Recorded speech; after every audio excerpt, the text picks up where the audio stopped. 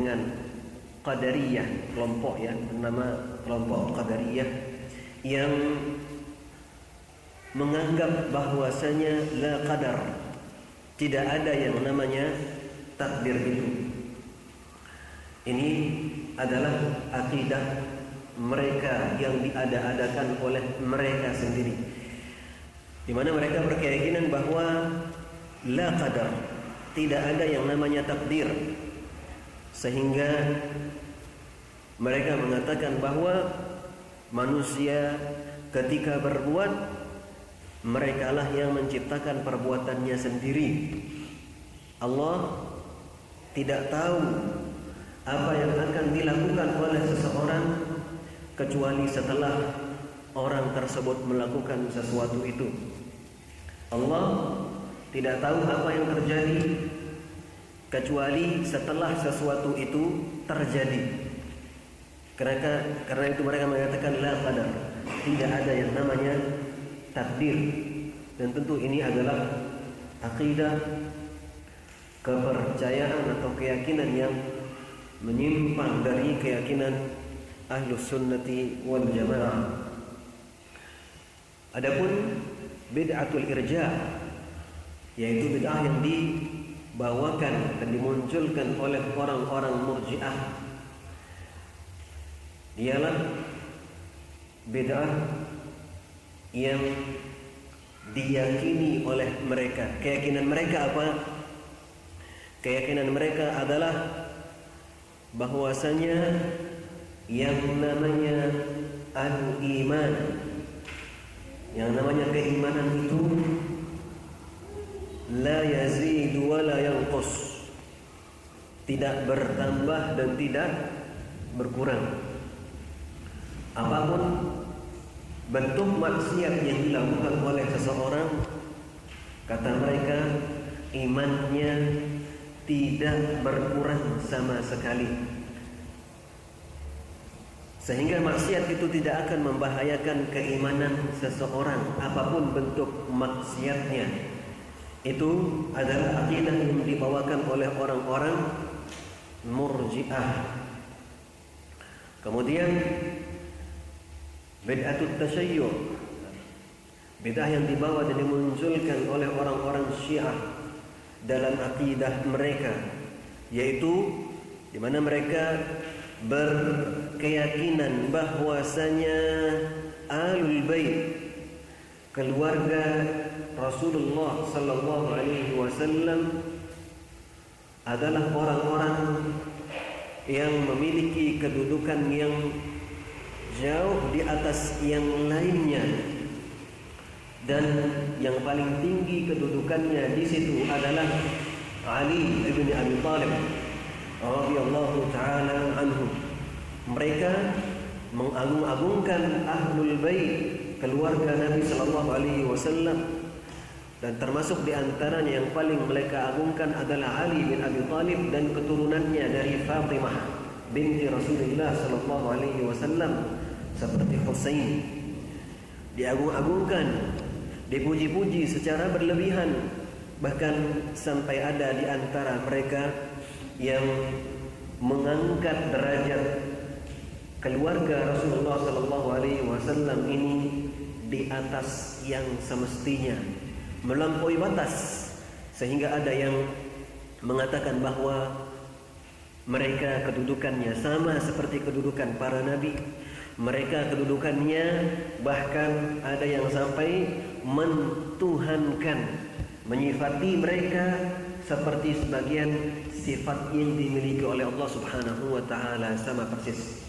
Maka tentu ini adalah hal yang merupakan tidak pernah diajarkan oleh Rasulullah sallallahu alaihi wasallam, karena Rasulullah sallallahu alaihi wasallam membawa agama tauhid, agama yang menyeru kepada satu Tuhan saja, yaitu Allah Subhanahu wa taala, tidak menganggap yang lainnya sebagai Tuhan. Di antara akidah yang mereka bawa juga adalah bahwasanya kufurnya sebagian besar para sahabat Rasulullah sallallahu alaihi wasallam, yang mereka kecualikan hanya segelintir orang saja.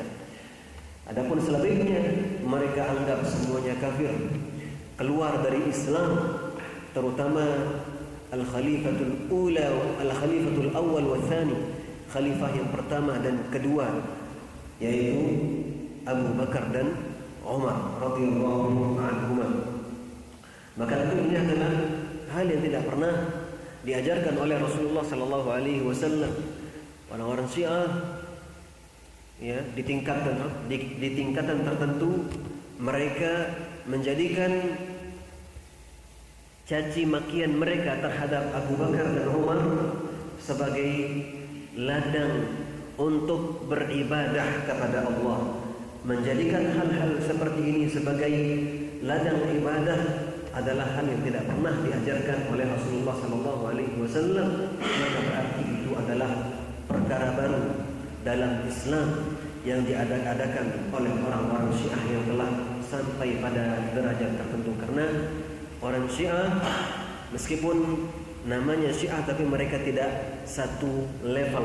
Ada level-level, terdiri dari tingkatan-tingkatan.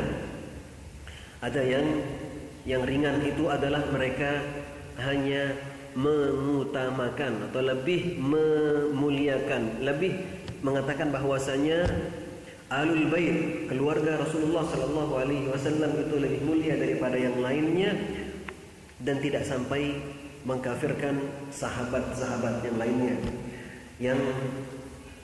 Yang cukup parah dari mereka adalah mereka yang sampai di samping sangat meninggikan kedudukan Ahlul Bait, mereka juga mengkafirkan banyak para sahabat seperti yang kita sebutkan tadi. Dan sekali lagi menjadikan hal-hal yang seperti ini sebagai sarana untuk beribadah atau sebagai ladang ibadah kepada Allah Subhanahu wa taala adalah syai'un ma anzalallahu bihi min sultan. Tidak sesuatu yang tidak pernah Allah Subhanahu wa taala ajarkan dan sampaikan kepada Rasulullah sallallahu alaihi wasallam. Demikian pula dengan al-Khawarij, bidah yang dibawa dan dimunculkan oleh orang-orang Khawarij, di mana mereka dalam keyakinan mereka adalah orang-orang yang melakukan kabirah, perbuatan dosa besar, dianggap sebagai orang yang telah melakukan kekufuran sehingga dia pun keluar dari Islam. Dosa besar seperti misalnya mencuri, berjudi, minum minuman keras dan lain sebagainya. Ini adalah dosa besar. Termasuk diantaranya adalah berbohong. Dosa besar.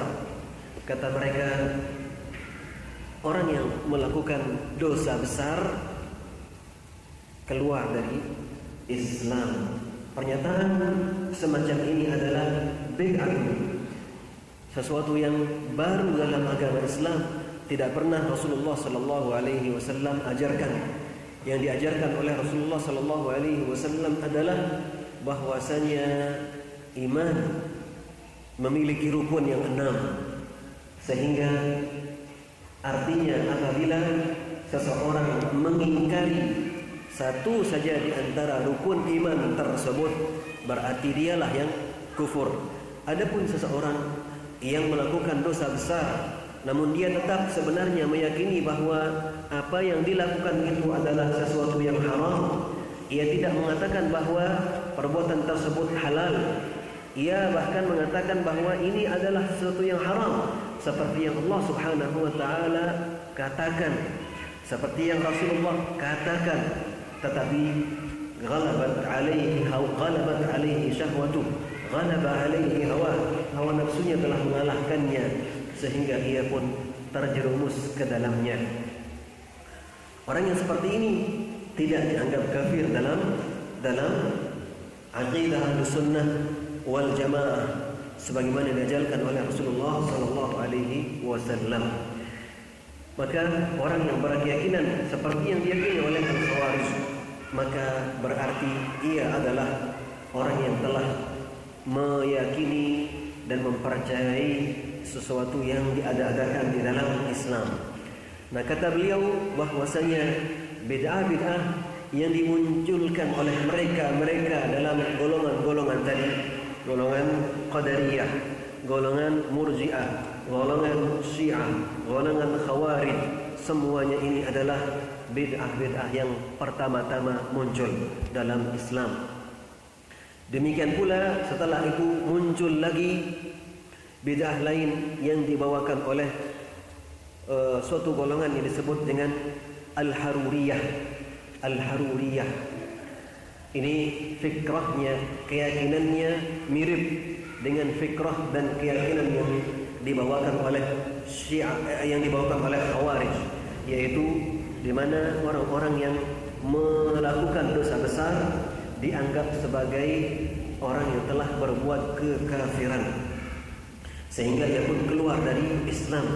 Akan tetapi bid'ah yang dibawakan oleh Haruriyah ini lebih parah sedikit, di mana mereka sampai mengatakan bahwa orang tersebut tidak hanya kafir, tetapi dia juga musyrik, terjatuh ke dalam kesyirikan. Sehingga dapat dikatakan bahwasanya akidah atau keyakinan yang diada-adakan oleh Al-Haruriyah, golongan Al-Haruriyah ini lebih parah dibandingkan dengan akidah yang dimunculkan oleh Al-Khawarij.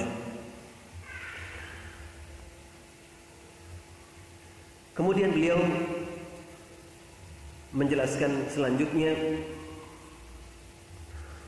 ثم في أواخر عصر الصحابة حدثت القدرية في آخر عصر ابن عمر وابن عباس وجابر وأمثالهم من الصحابة رضي الله عنهم، وحدثت المرجئة قريبا من ذلك.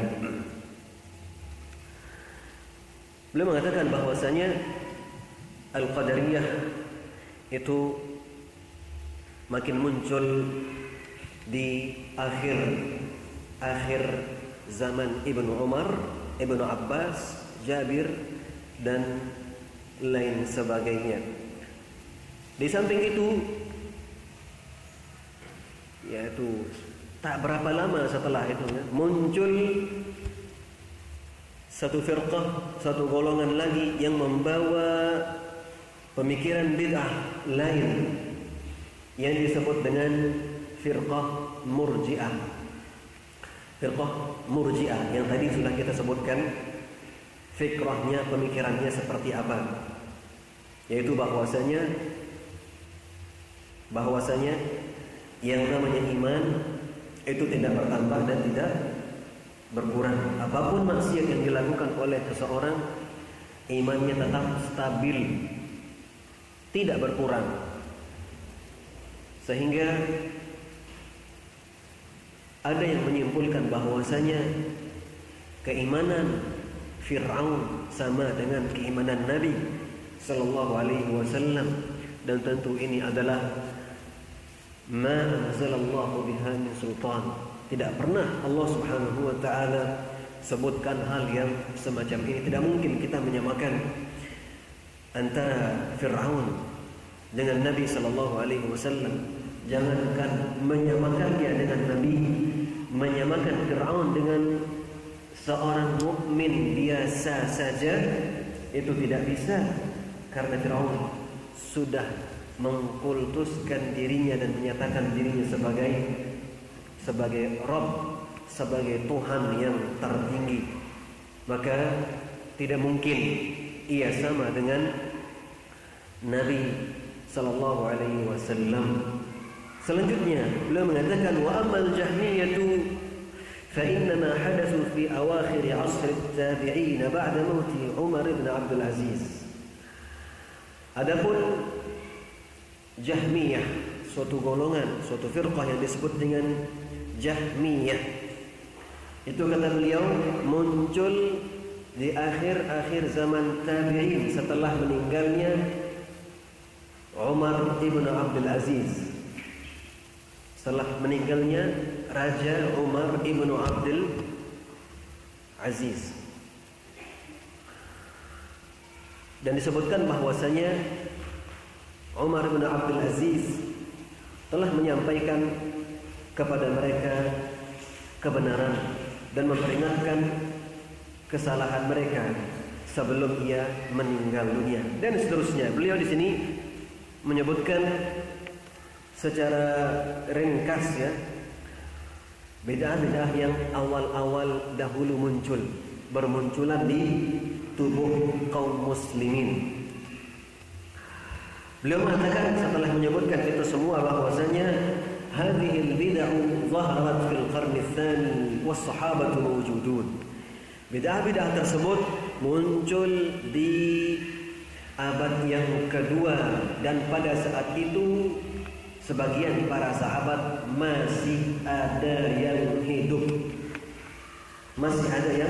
Belum meninggal semua. Waqad ankaru ala ahliha, dan para sahabat yang masih hidup saat itu sudah berusaha untuk mengingkari perbuatan bid'ah tersebut. Sudah berusaha untuk memperingatkan orang-orang akan kesesatan yang timbul pada saat itu, yang berupa bid'ah dan ajaran-ajaran baru yang dibawakan oleh para pelakunya pada saat itu. Kemudian selanjutnya kata beliau, zahara bid'ah al-i'tizal. Selanjutnya muncullah bid'ah yang dibawa oleh kaum Mu'tazilah, kaum atau golongan yang disebut dengan golongan Mu'tazilah, yang berkeyakinan bahwasanya seorang yang fasik itu tidak dikatakan sebagai orang yang beriman, tidak juga dikatakan sebagai orang yang kafir. Akan tetapi dia adalah fi manzilatin baina manzilatain. Dia di tengah-tengah di antara orang yang beriman dan orang yang kafir. Dia tidak disebut sebagai orang kafir dan tidak juga disebut sebagai orang yang beriman. Itu adalah fikrah, pemikiran baru dalam agama yang diada-adakan oleh golongan yang disebut dengan golongan Mu'tazilah.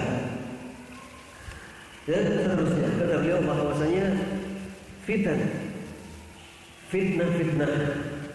berbagai macam ujian terjadi, berbagai macam perselisihan terjadi di tengah-tengah kaum muslimin. Al-mailu ila al-hawa wal ara, condong kepada hawa nafsu dan juga kepada al-bid'ah, itu terlihat pada saat itu. Seperti contohnya adalah bid'ah yang dilakukan oleh sebagian orang-orang yang disebut dengan tasawuf, orang-orang tasawuf yang mungkin mereka berlebihan dalam beribadah.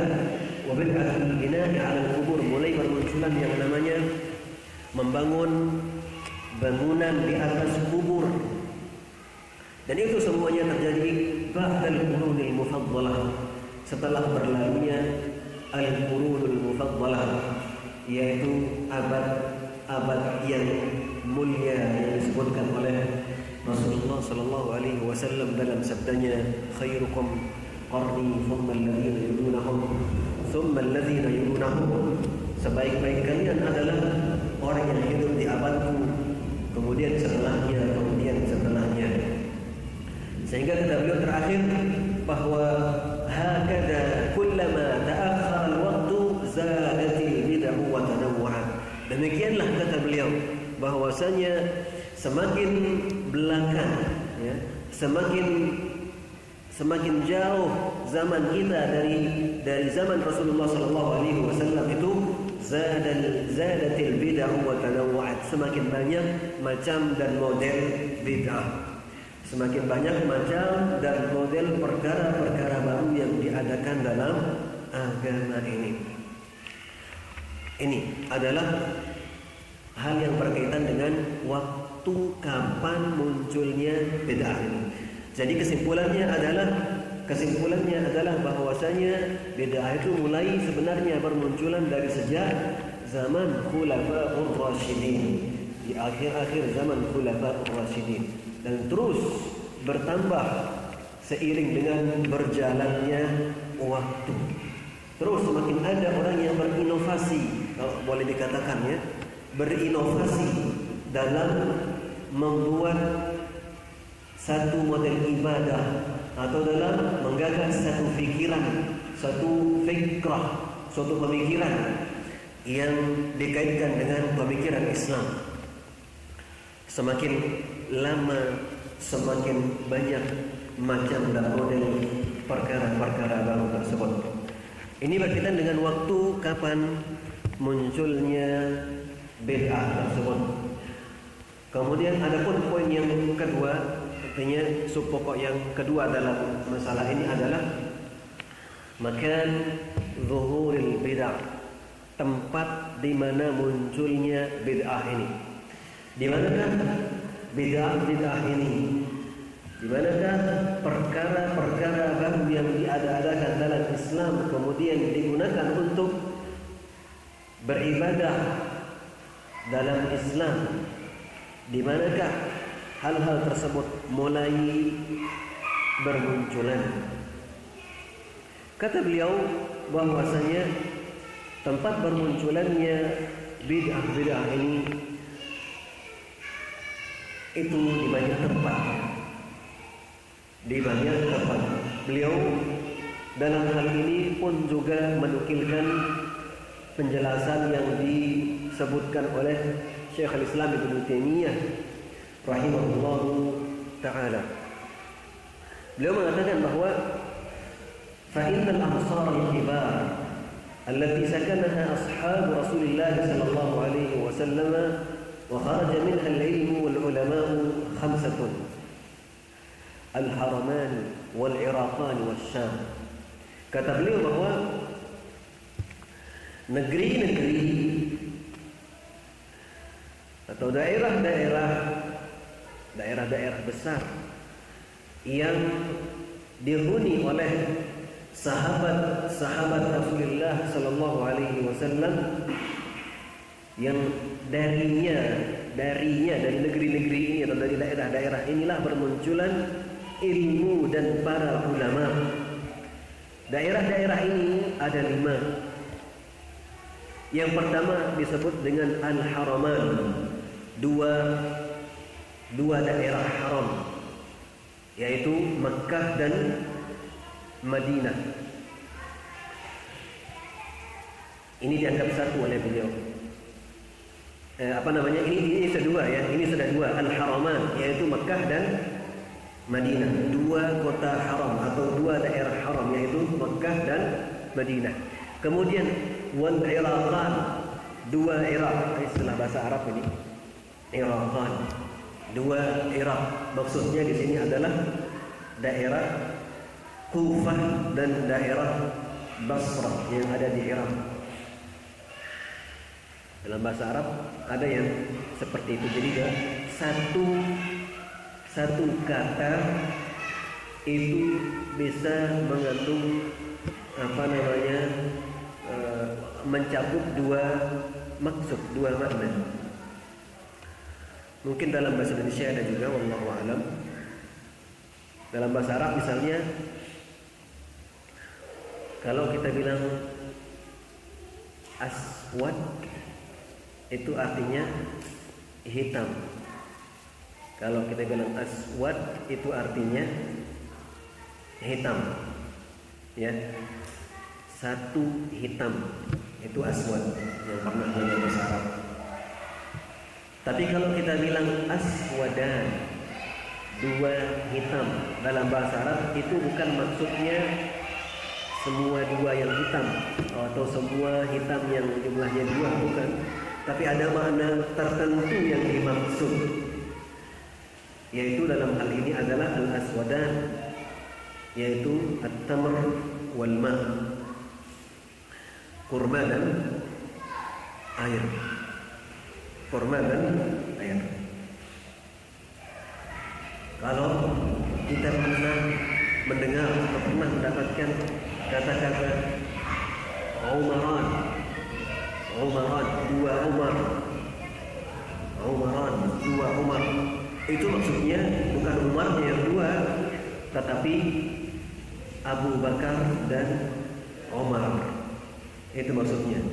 Jadi dalam bahasa Arab itu ada model susunan yang seperti ini, ya. Nah, yang dimaksud dengan Iraqan, dua Irak di sini adalah kota Kufah dan Basrah. Wasyam, yang kalimanya adalah daerah Syam. Daerah Syam. Kata beliau di sini sekali lagi bahwasanya ini adalah 5 daerah ini adalah 5 daerah besar yang darinya muncul ilmu dan para ulama kala itu. Apa itu tadi? Haraman, yaitu Makkah dan Madinah. Kemudian Al-Iraqan, Kufah dan Basrah, ya, Kufah dan Basrah. Kemudian Asy-Syam, negeri Syam. Kalau Syam dijahit di peta sekarang sudah tidak ada, ya. Sudah apa namanya, terpecah menjadi 3 kalau tidak salah itu, 3 negara. Ada Pakistan, ya, ada Lebanon, dan satu lagi apa itu? Saya lupa. Ya. Nah itu. Jadi kata beliau rahimahullah taala bahwasanya ini adalah 5 daerah besar yang darinya muncul ilmu dan para ulama. Minha kharaja al-Quran wal hadith wal fiqh wal ibadah wa ma yatba'u dhalika min umur al-Islam. Dari daerah-daerah inilah bermunculan ilmu yang berkaitan dengan Al-Quran, hadis, fikih, ibadah, dan hal yang lainnya yang berkaitan dengan Islam. Kemudian beliau mengatakan bahwasanya wa kharaja minha at-tashayyu' wal irja'u wa intashara ba'da dhalika fi ghairiha. Dan darinya pula muncul at-tashayyu' wal irja', pemikiran Syiah dan juga pemikiran Murji'ah yang tadi kita sebutkan di awal-awal tadi. Kemudian baru tersebar ke berbagai daerah lainnya. Beliau mengatakan ini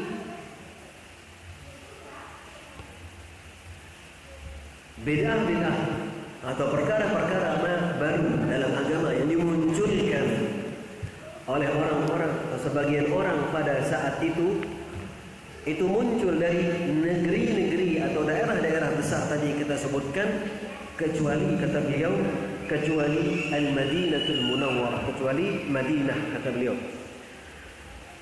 Kemudian beliau menjelaskan bahwasanya at-tashayyu' wal irja', akidah, pemikiran yang dibawakan, dimunculkan oleh Syiah dan Murji'ah itu muncul dari daerah Al-Kufah, dari daerah Kufah. Baru kemudian setelah itu menyebar ke daerah lainnya. Wal Basrah kharaja minha al-qadar wal i'tizal wal nusuk al-fasid. Kemudian dari daerah Basrah muncul pemikiran orang-orang Qadariyah yang tadi kita sebutkan, pemikiran kelompok Qadariyah, dan juga pemikiran kelompok Mu'tazilah muncul dari situ, baru kemudian menyebar ke negeri atau daerah lainnya. Wasyam kana bihan nasb wal qadar, di daerah Syam,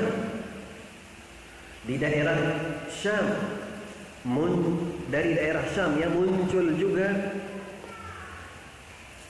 akidah atau pemikiran yang disebut dengan pemikiran An-Nasab, yang mirip dengan pemikiran Syiah yang mengutamakan Ahlul Bait, yang lebih mengutamakan keluarga Ahlul Bait dan sampai mengangkat derajat mereka di atas yang lazim. Dari Syam pun juga muncul pemikiran Qadariyah seperti halnya di Basrah tadi. Adapun pemikiran Jahmiyah itu muncul dari daerah Khurasan kata beliau di sini. Dan ini adalah pemikiran yang syarrul bid'ah, pemikiran yang merupakan bid'ah yang paling buruk, karena mereka banyak menyerupai akidahnya, pemikirannya ya. Ada yang menyerupai pemikiran Murji'ah, ada yang menyerupai pemikiran Khawarij, ada yang menyerupai pemikiran yang lainnya. Jadi daerah pemikiran yang dibawakan oleh golongan Jahmiyah ini campur aduk antara pemikiran beberapa kelompok yang ada, sehingga beliau menyebutnya di sini sebagai syarrul bid'ah, adalah bid'ah yang paling buruk. Kemudian jamaah kaum muslimin yang dimuliakan Allah Subhanahu wa taala, beliau menjelaskan selanjutnya bahwa kana zuhurul bid'ah bihasabil bu'di an ad-dar an-nabawiyyah. Munculnya bid'ah ini frekuensinya itu sesuai dengan jauh atau dekatnya daerah tersebut dari kota Madinah. فلما حدثت الفرقة بعد مقتل عثمان ظهرت بدعة الحرورية.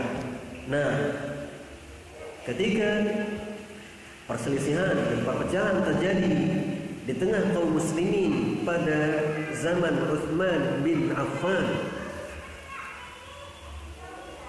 dan terjadi fitnah besar, terjadi ujian besar yang menimpa kaum muslimin pada saat itu, sehingga berujung kepada terbunuhnya Utsman bin Affan radhiyallahu anhu di tangan orang-orang fasik, di tangan orang-orang yang membenci Islam ini, ingin menghancurkan Islam ini. Muncullah pada saat itu pemikiran baru yang tadi kita sebut dengan Al-Haruriyah. Fikrah Al-Haruriyah yang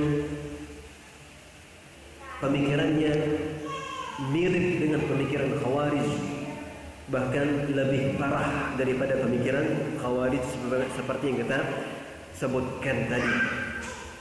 Amal Madinah, kata beliau, adapun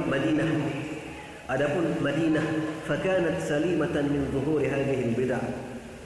Adapun Madinah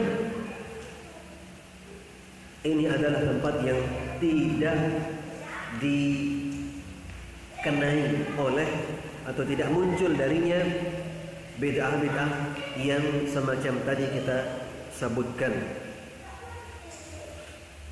Wa in kana biha man huwa mudmirun lidzalik, meskipun tidak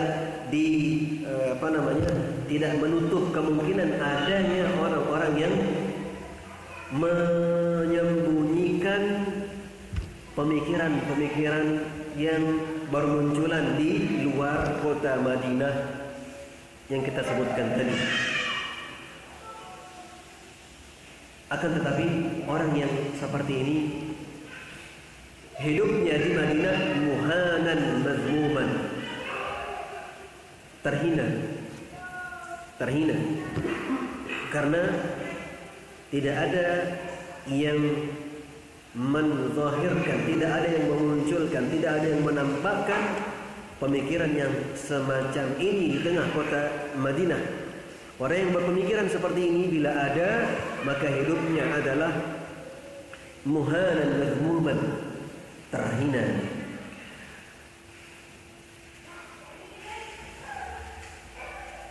Jamaah kaum muslimin yang dimuliakan Allah Subhanahu wa taala, ini secara ringkas ya, hal yang berkaitan dengan tempat bermunculannya perkara-perkara baru dalam Islam ini. Beliau lebih lanjut mengatakan bahwa إذا كان بها قوم من القدرية وغيرهم ولكن كانوا مقهورين ذليلين بخلاف التشيع والإرجاء في الكوفة والاعتزال وبدع النساك في البصرة والنصب بالشام فإنه كان ظاهرا. Nah, jadi kalau perkara-perkara baru, bid'ah-bid'ah, pemikiran-pemikiran baru dalam Islam ini bila ada dan bila ada yang menyembunyikan pemikiran ini di kota Madinah, maka sekali lagi hidupnya di situ maqhurin, mazlulin, dzalilin. Mereka itu adalah hidupnya hina. Berbeda dengan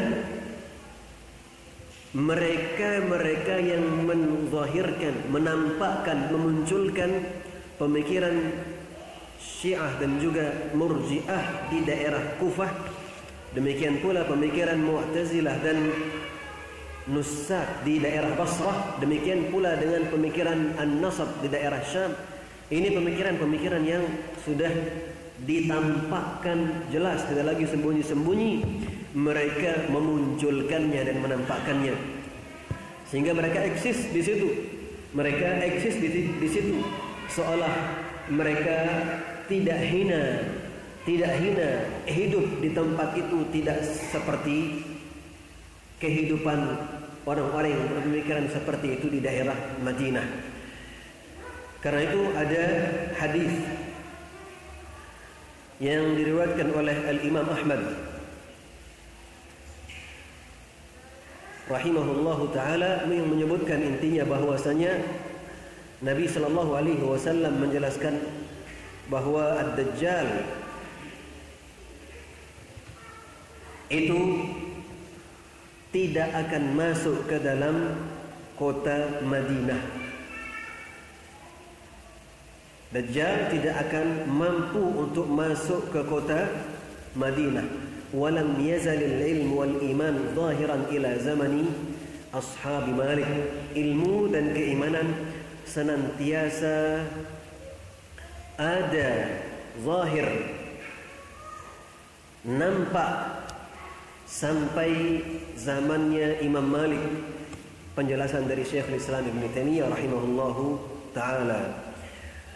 Nah, jamaah kaum muslimin yang dimuliakan Allah Subhanahu wa taala, bid'ah di al-usur al-mufaddalah, di zaman yang dimuliakan, 3 abad yang dimuliakan dan diistimewakan oleh Allah Subhanahu wa taala yang kita sebutkan tadi dalam hadis.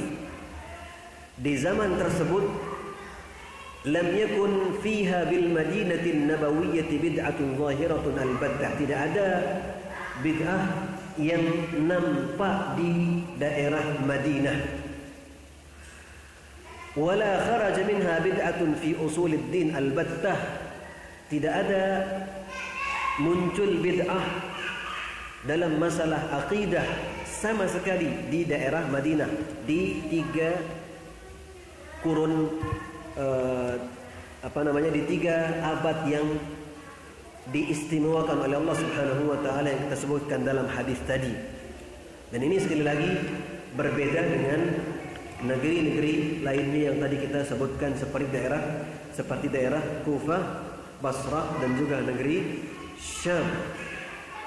Kalau di sini bid'ah-bid'ah atau pemikiran-pemikiran baru ini sudah mulai bermunculan. Kalau di Madinah tidak ada. Nah, ini berkaitan dengan tempat di mana munculnya bid'ah ini di awal-awal waktunya. Sehingga kemudian barulah bid'ah-bid'ah dan pemikiran-pemikirannya menyebar ke berbagai daerah di dunia ini. Bahkan bukan mungkin lagi sebagiannya sudah sampai kepada negeri kita sejak beberapa waktu yang cukup lama. Sehingga hal ini perlu untuk kita pelajari, perlu untuk kita fahami agar kita bisa menghindarinya dan bisa memperingatkan orang lain agar tidak terjerumus ke dalamnya. Karena bagaimanapun yang namanya perbuatan bid'ah dalam agama adalah seperti yang kita sebutkan tadi dalam hadis dan kita sebutkan dalam pertemuan yang lalu bahwasanya kullu bid'atin dhalalah. Semua yang namanya perkara baru, bid'ah dalam agama yang digunakan untuk beribadah kepada Allah, itu adalah sesuatu yang merupakan kesesatan. Apabila itu adalah merupakan sesuatu yang kesesatannya, maka sangat tidak patut untuk kita tiru, sangat tidak patut untuk kita lakukan. Maka dengan mengetahui sejarah tentang bid'ah ini dan hukumnya, maka biiznillah ta'ala itu akan membantu kita untuk terhindar darinya. Dan semoga Allah Subhanahu wa ta'ala juga memberikan kita kekuatan untuk mengajak orang lain untuk bisa selamat dari perkara-perkara baru tersebut.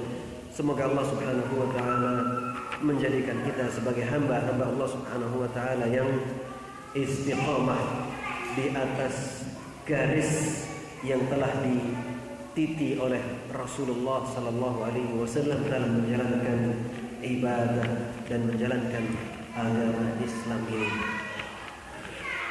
Poin berikutnya sebenarnya adalah seperti yang kita jelaskan tadi, pembahasan tentang al-asbab allati addat ila al-bid'ah, yaitu sebab-sebab yang menghantarkan kepada perbuatan bid'ah.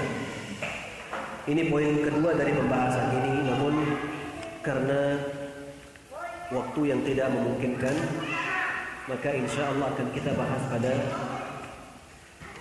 pertemuan yang akan datang. Jadi perbuatan bid'ah itu bermunculan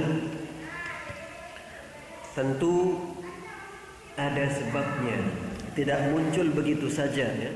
Tidak muncul begitu saja. Akan tetapi ada sebabnya. Nah, itu insyaallah yang akan kita bahas pada pertemuan yang akan datang. Nah, untuk pertemuan pada kesempatan sore hari ini, insyaallah kita cukupkan sampai di sini. Namun sebelumnya, bila ada pertanyaan, kita buka sesi tanya jawab. Bila mampu kita jawab, akan kita jawab, dan bila tidak, maka kita serahkan ilmunya kepada Allah Subhanahu wa ta'ala. Ya, silakan kalau ada pertanyaan.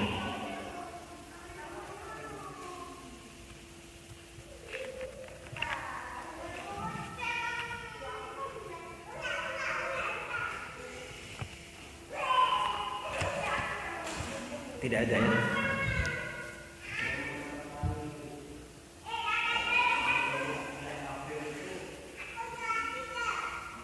Yang apa?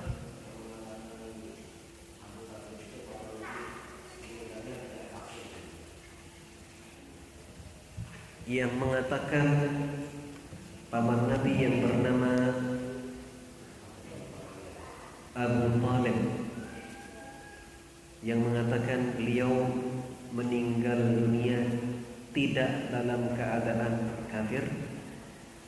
Kenapa? Pertanyaannya.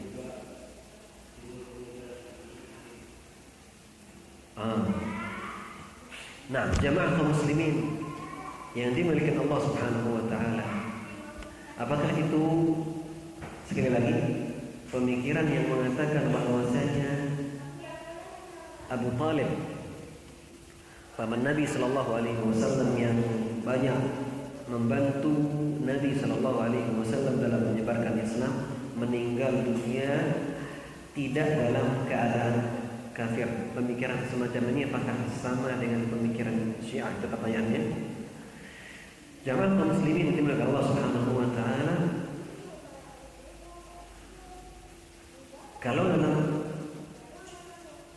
kalau pemikiran Syiah terhadap Abu Talib ini, apakah dia meninggal dunia dalam keadaan kafir atau tidak, saya tidak tahu.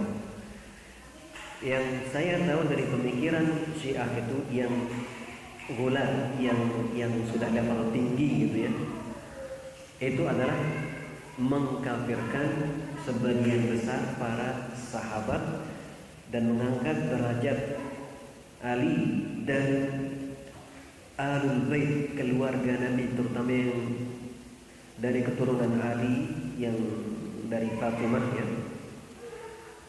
itu mengangkat derajat mereka sampai di luar batasnya. Adapun akidah mereka terhadap Abu Talib, saya tidak tahu, Allah Ta'ala a'lam. Bila ada yang mengatakan bahwa Abu Talib tidak meninggal dunia dalam keadaan kafir, maka berarti pemikirannya menyelisihi hadis yang jelas-jelas disebutkan oleh Rasulullah SAW ketika bersama pamannya ini Abu Talib di saat ia akan meninggal dunia. Di saat Rasulullah SAW berusaha untuk mengajak Abu Talib untuk masuk Islam dengan mengatakan, "Ya am, qul la ilaha illallah kalimatan atau kalimatun uhajju laka biha 'inda Allah." Wahai paman, ucapkanlah la ilaha illallah. Nanti kalimat la ilaha illallah ini di hadapan Allah akan aku jadikan sebagai alasan untuk membelamu di hadapan Allah Subhanahu wa ta'ala.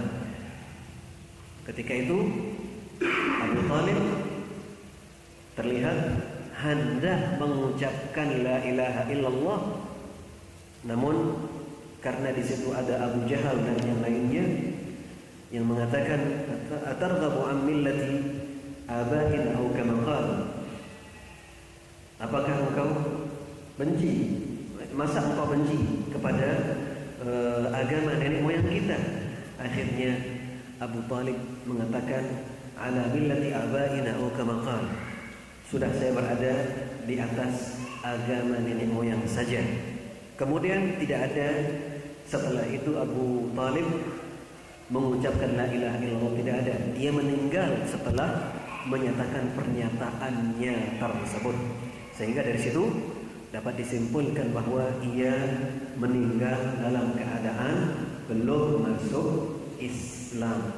Namun karena jasanya yang begitu besar terhadap Islam, ya, walaupun dia tidak masuk ke dalam Islam, namun dia begitu besar jasanya dalam menyebarkan Islam, karena ia membantu Nabi SAW di saat Nabi sangat membutuhkan bantuan dari tokoh, dan beliau ini adalah tokoh, ya, didengar oleh kaum Quraisy pada saat itu.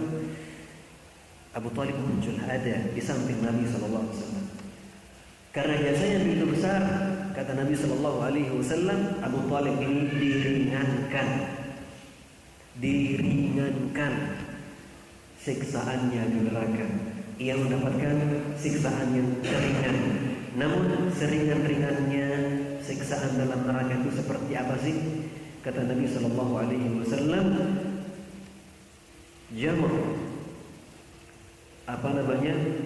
api, atau kalau bahasa Lomboknya langas. Apa bahasa sininya? Bara api neraka itu ditaruh di telapak kakinya, yagli minhu dimahu. Karena bara api neraka itu ditaruh di telapak kakinya, saking panasnya ubun-ubunnya mendidih. Itu sakitnya tentu sangat luar biasa. Itu yang ringan, apalagi yang lebih tinggi kualitas kerasnya siksaan dari itu. Nas'alullah salamata wal afiyah. Jadi intinya adalah Abu Talib itu meninggal dunia dalam keadaan belum masuk Islam. Bila ada yang menyelisih pemikiran itu, bila ada yang menyelisihi pendapat itu, maka itu adalah pendapat yang menyelisihi hadis yang kita sebutkan tadi. Wallahu ta'ala a'lam. Ada lagi?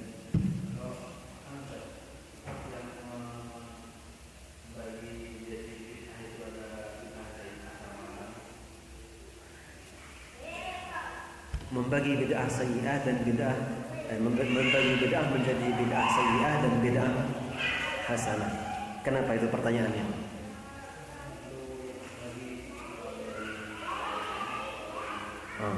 Ya, pembahasan ini sudah kita bahas sebenarnya pada pertemuan yang lalu, namun sepertinya antum tidak hadir pada saat itu ya. Ya, sudah kita bahas pada pertemuan yang lalu bahwa yang membagi bid'ah menjadi bid'ah hasanah dan bid'ah sayyi'ah itu ada alasannya. Ada alasannya, namun alasan-alasannya ini tidak kuat. Alasan-alasannya itu tidak kuat. Dan sudah kita sebutkan alasan-alasan yang biasa digunakan untuk membagi bid'ah itu menjadi dua ini bersamaan dengan kemarin bantahannya. Sehingga kesimpulannya adalah bid'ah itu hanya satu saja, yaitu yang disebutkan oleh hadis yang sahih tadi, kullu bid'atin dhalalah. Semua bid'ah itu adalah kesesatan. Bila dia adalah kesesatan, berarti semua bid'ah itu adalah sayyi'ah, buruk. Karena tidak ada yang namanya kesesatan itu baik, tidak ada. Wallahu ta'ala a'lam. Ada lagi?